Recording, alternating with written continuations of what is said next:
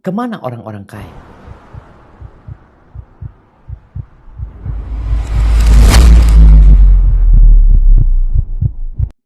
Nabi tidak mengatakan orang-orang kaya masuk neraka. Enggak.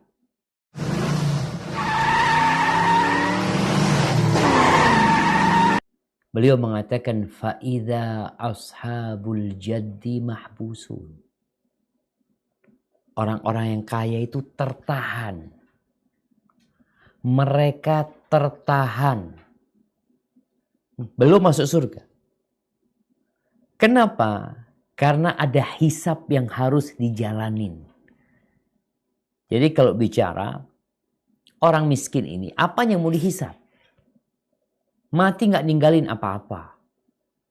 Selama hidup, dia bekerja dapat uang 50.000. Dia makan, habis duitnya.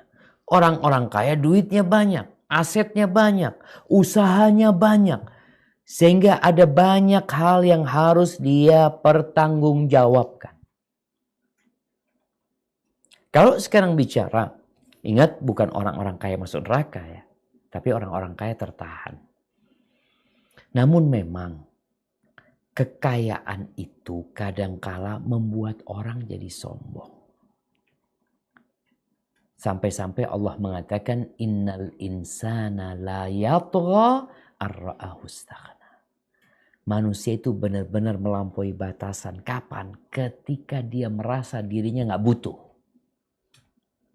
Ini sifat orang kaya yang tidak bertakwa. Jadi kalau ditanya apakah Islam memandang kekayaan itu penghalang dari masuk surga menjadi baik? Enggak.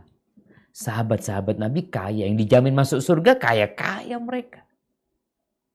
Siapa yang dijamin masuk surga? Abu Bakar Siddiq kaya. Umar kaya. Uthman kaya. Mungkin Ali gak terlalu kaya. Abdurrahman bin Auf jangan ditanya kekayaannya. Talha bin Ubaidillah, Allahu Akbar. Sa'ad bin Abi Waqqas, Masya Allah. Orang-orang kaya itu termasuk dalam 10 sahabat yang dijamin masuk surga. Jadi kekayaan itu gak apa-apa. Bahkan ketika para sahabat berbicara tentang kekayaan, Nabi SAW mengatakan, La ba'sa bil ghina liman ittaqa. Gak apa-apa kekayaan itu. Tapi catatannya bertakwa. Soalnya kalau tidak bertakwa, uangnya mau dibawa kemana? Ya ke maksiatan. Orang ketika kelebihan harta mau dibawa kemana uangmu? Ketika dia gak takut sama Allah SWT. Jadi kalau dikatakan kekayaan penghalang dari masuk surga, enggak. Bahkan kita lihat ada banyak pintu-pintu kebaikan itu yang perlu dilewatin dengan harta.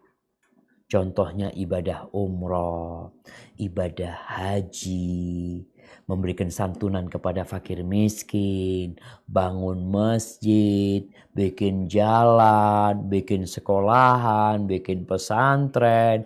Ada banyak jalan-jalan kebaikan yang dengan harta.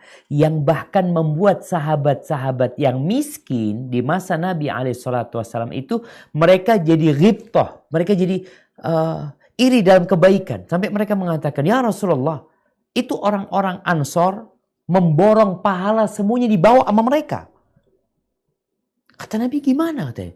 Tuh ya, orang-orang Ansor sholat seperti kita sholat. Puasa seperti kita puasa.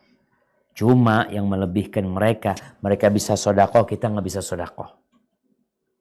Bahkan hidup kita ini ya dibantu sama mereka. Artinya dibawa semua pahala sama orang-orang kaya itu.